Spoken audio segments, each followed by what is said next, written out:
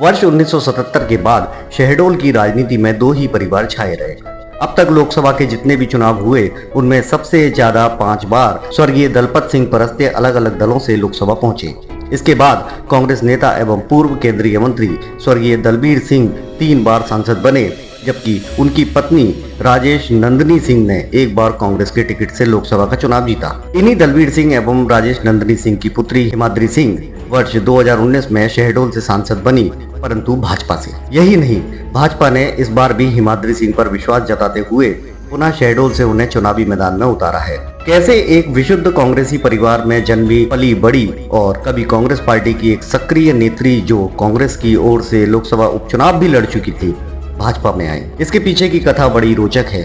तो आइए Indian democracy के कार्यक्रम नो योर नेता में आज जानते हैं शहडोल संसदीय सीट से भाजपा प्रत्याशी हिमाद्री सिंह के राजनीतिक सफर के बारे में।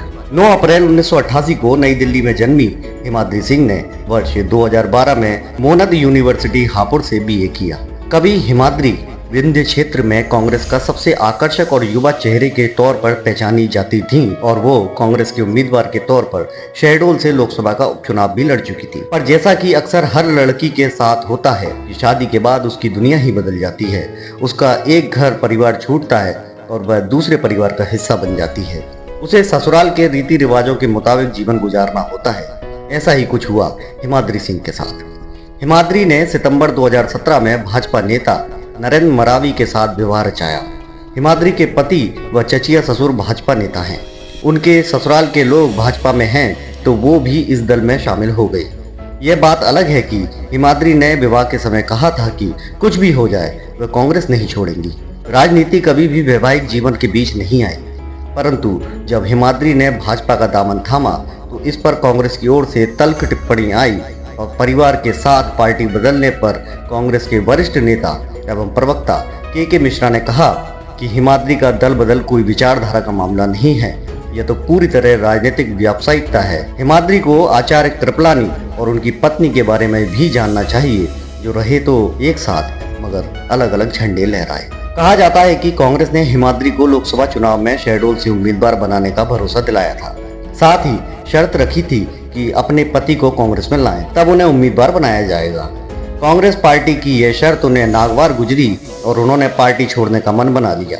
इसके बाद हिमाद्री अपने पति नरेंद्र मरावी के साथ भाजपा कार्यालय पहुंची और उन्हें बीजेपी के तत्कालीन प्रदेशाध्यक्ष राकेश सिंह की उपस्थिति में बीजेपी की सदस्यता दिलाई गई। साथ ही उन्हें 2019 के लोकसभा चुनाव में भाजपा प्रत्याशी के रूप में शहडोल से मैदान में उतारा।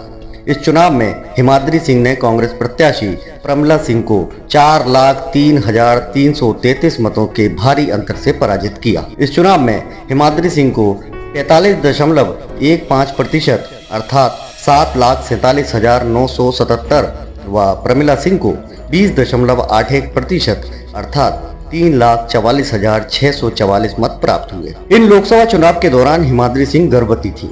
इसके बावजूद वे चुनाव में पूरी तरह सक्रिय रहीं और चुनाव जीतने के महज 28 दिन बाद ही हिमाद्री ने एक पुत्री को जन्म दिया।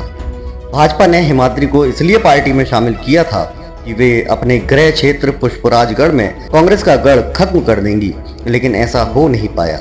विधानसभा चुनाव में अनूपपुर जिले की 3 विधानसभा सीटों में से 2 पर भाजपा की बड़ी जीत हुई, लेकिन हिमाद्री सिंह के गृह नगर पुष्पराजगढ़ विधानसभा से कांग्रेस के ही बुंदेलाल मार्को लगातार तीसरी बार निर्वाचित हुए हैं। इस सीट का एक और अनूठा संयोग हम आपको बताते हैं। वर्ष 2009 के लोकसभा चुनाव में भाजपा ने कांग्रेस प्रत्याशी और हिमाद्री सिंह की मां राजेश नंदनी सिंह के मुकाबले जिस उम्मीदवार को मैदान में उतारा था वो थे हिमाद्री सिंह के पति नरेंद्र सिंह मरावी। इस चुनाव में राजेश नंदनी सिंह ने नरेंद्र सिंह मरावी को हरा दिया था।